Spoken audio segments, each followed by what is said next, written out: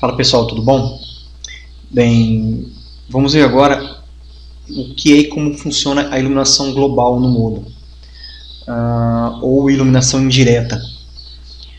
A iluminação indireta ela é aquela iluminação que não parte diretamente de um ponto de luz.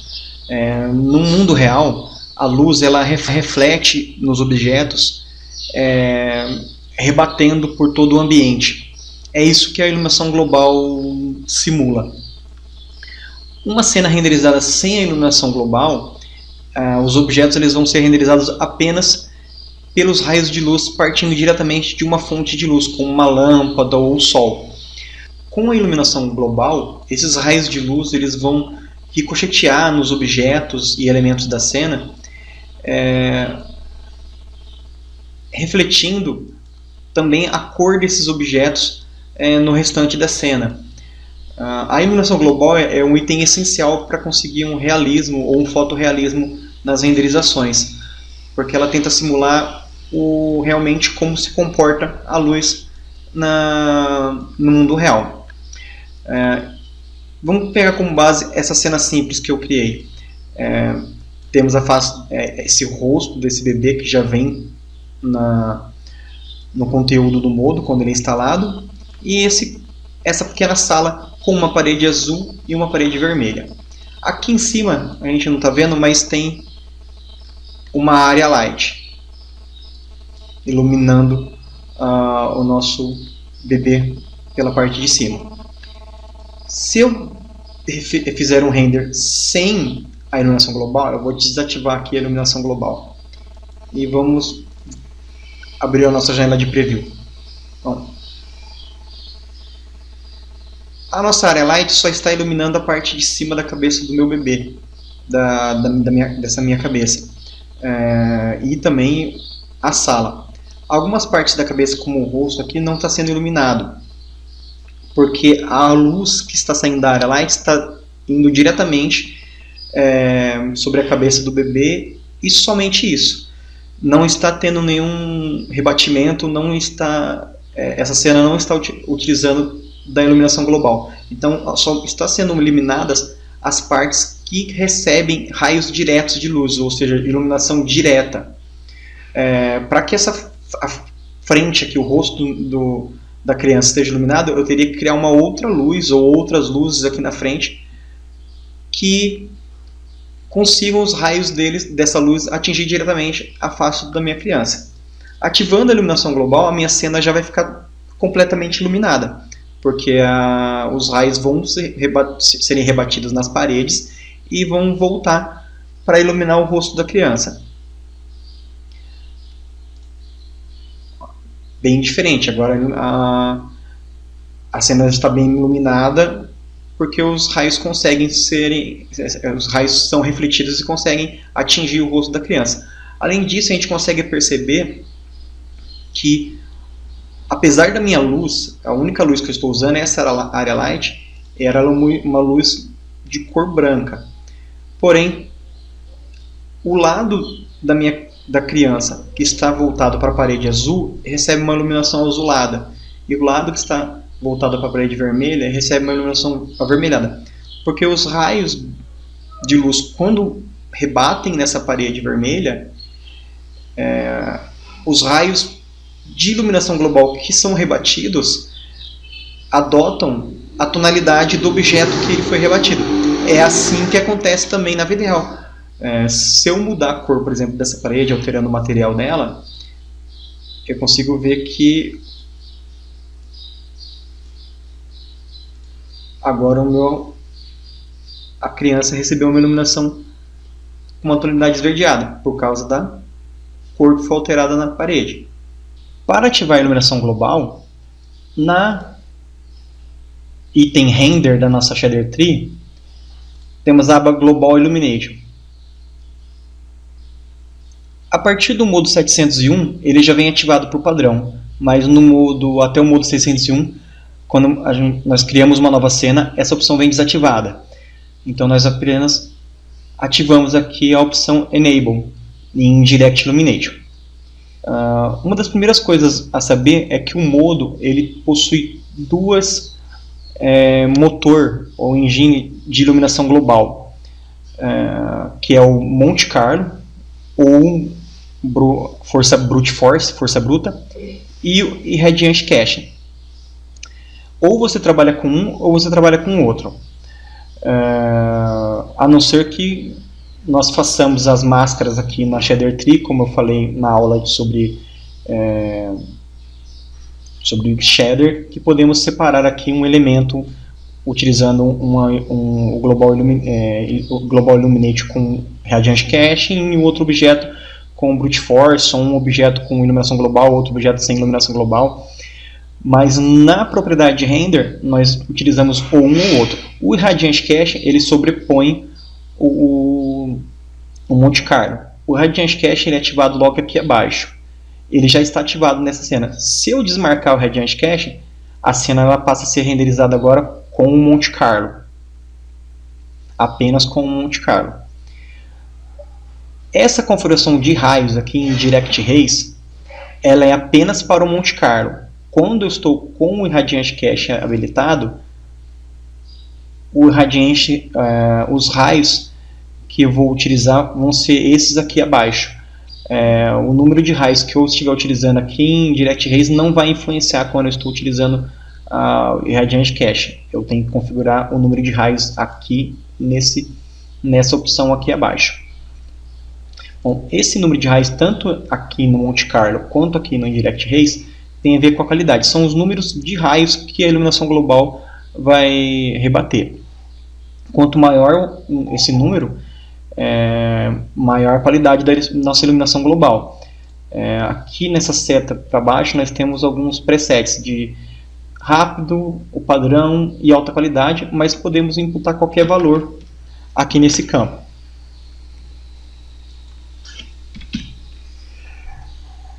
Como eu disse, quanto maior, mais lento vai ficar o render, então a gente costuma usar isso com precaução, aumentando somente o necessário para que a imagem não tenha artefatos e não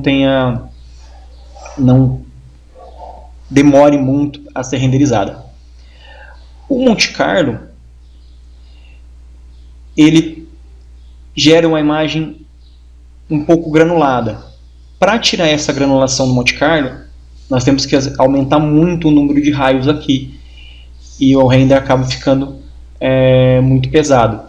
Por isso que nós utilizamos o Radiant Caching. O Radiant Caching consegue uma iluminação, um render sem granulado, com poucos raios. Porém, com o Radiant Caching, em alguns casos nós vamos ter esse problema dessas manchas brancas aqui próximas às quinas dos objetos, como está acontecendo aqui agora. Isso é chamado de splotch, que são essas manchas que o Radiant Caching gera. Então, dependendo da cena e da situação, nós podemos querer utilizar ou o Radiant Caching ou o Monte Carlo. Quanto maior, se nós aumentarmos o número de raios aqui no Radiant Caching, a gente consegue ver que minimiza aquelas manchas, mas ainda não é o suficiente. Bom, essa opção Indirect Bounces, ela vai interferir tanto usando o Monte Carlo quanto utilizando o Radiant Caching. Esse Indirect Bounces são o número de vezes que a luz, ao sair do ponto inicial de luz, vai ser rebatida no ambiente. Com uma Indirect Bounce apenas, significa que a luz vai rebater no objeto e iluminar o outro objeto mais próximo. Então ela vai fazer apenas um rebatimento. Vai vir da nossa lâmpada aqui, rebater na parede e iluminar aqui o rosto do bebê. Com 2 Indirect Bounces, significa que a luz ela vai sair do nosso ponto de luz, rebater uma vez na parede, rebater outra vez no objeto e iluminar novamente algum outro objeto que esteja próximo ou novamente a parede. Nós podemos colocar quantos números de rebatidas quisermos. Quanto maior o número aqui, mais natural fica a iluminação, porque No mundo real, não existe um limite de rebatidas. Porém, para que o render não fique muito demorado, nós podemos limitar o número de rebatidas que os raios vão ter na nossa cena. Para ter uma iluminação agradável, eu recomendo no mínimo 2 ou 3 raios, porque com apenas um a gente consegue ver aqui que, apesar de não ter, o rosto do bebê não está escuro como quando a iluminação indireta estava desligada, mas ainda assim ele ainda apresenta, ainda não está com uma iluminação 100%, ainda está um pouco escuro. Já com 2 ou 3 raios a gente consegue ver que o rosto do bebê agora já está bem iluminado, com uma iluminação bem mais clara e natural. Mas isso vai depender também da cena. Em alguns casos pode ser necessário aumentar bastante o número de raios. Em outros casos, como cenas externas, pode ser que não seja tão necessário mais de 2 raios, mais de 2 bons, apenas, talvez às vezes até apenas um em cenas externas, e muitas vezes já é o suficiente. Em direct range é a distância que o raio de iluminação, o raio de luz indireta, vai alcançar do objeto que ele foi rebatido. No modo 0 significa que não tem limite, ou seja, a luz que saiu da lâmpada rebateu aqui, esse raio de iluminação, quando a luz sai o raio sai da luz, ele é um raio de iluminação direta. A partir do momento que ele rebateu em objeto, o que está sendo rebatido é um raio de iluminação indireta. Esse indirect range é a distância que esse raio de iluminação indireta vai alcançar. Como não tem limite, ele vai alcançar... não vai ter uma distância mínima que ele vai alcançar, ou uma distância máxima. Mas nós podemos colocar um limite aqui, em metros ou em centímetros. Se eu colocar uma distância, por exemplo, de 10 centímetros, olha aqui, a iluminação indireta já não consegue alcançar o rosto do meu bebê para iluminar ele com a coloração da parede. Porque o raio, ele não...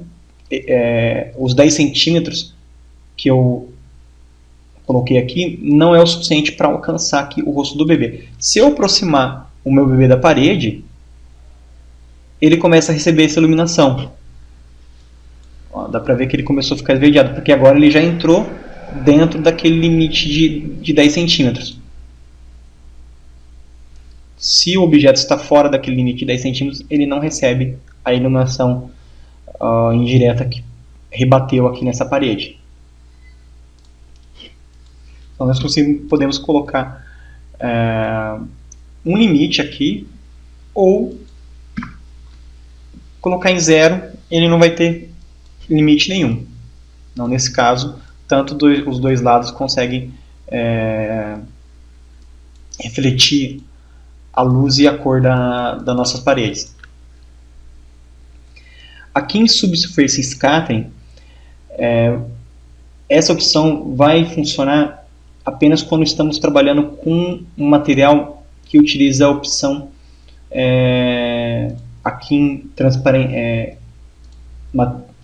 de transparência, a opção Subsurface Scattering. Essa opção da iluminação global vai definir se o Subsurface Scattering vai acontecer somente com os raios de luz direto ou com os dois. Então nós temos aqui a opção Direct Only, significa que somente os raios de luz direto é que vai influenciar o Subsurface. Nós podemos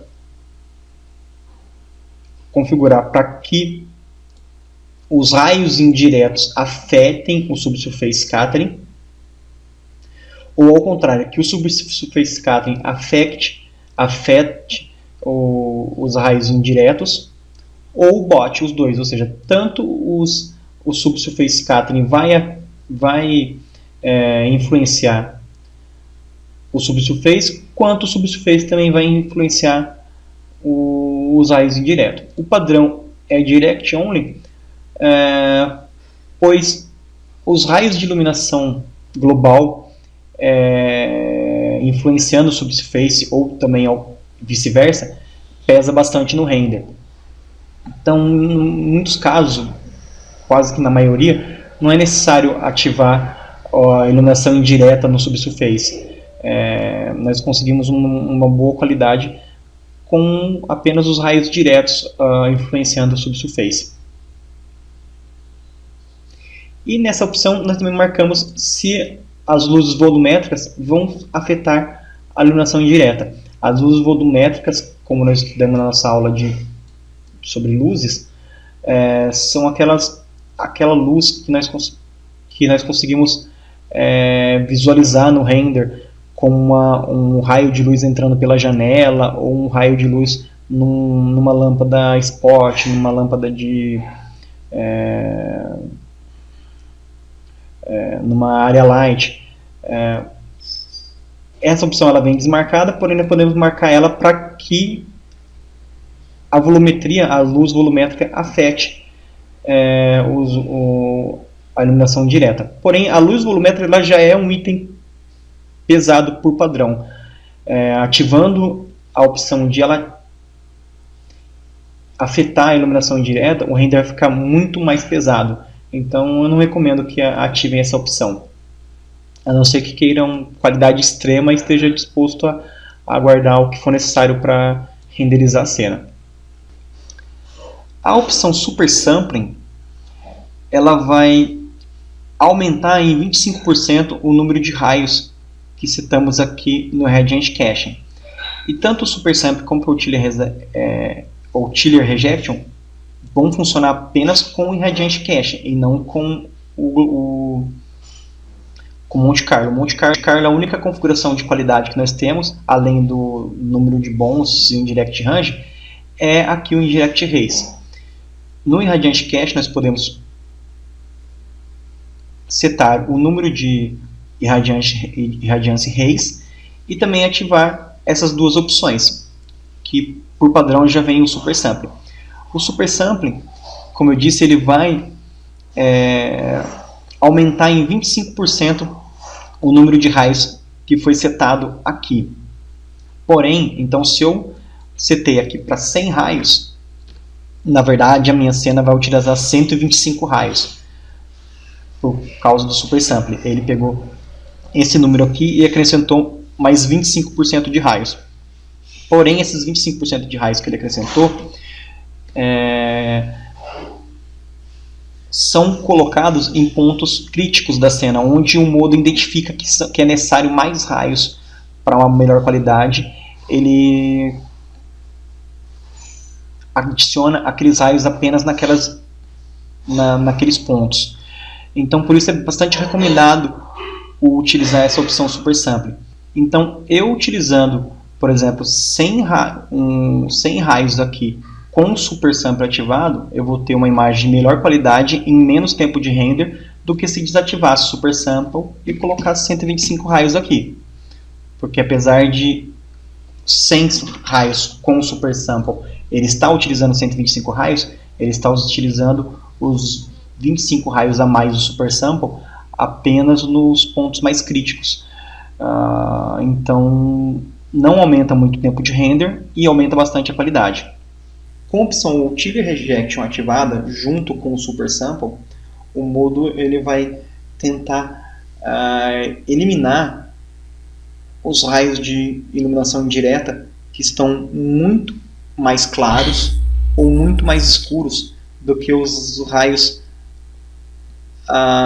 na sua vizinhança, nas suas proximidades, suavizando um pouco a iluminação indireta.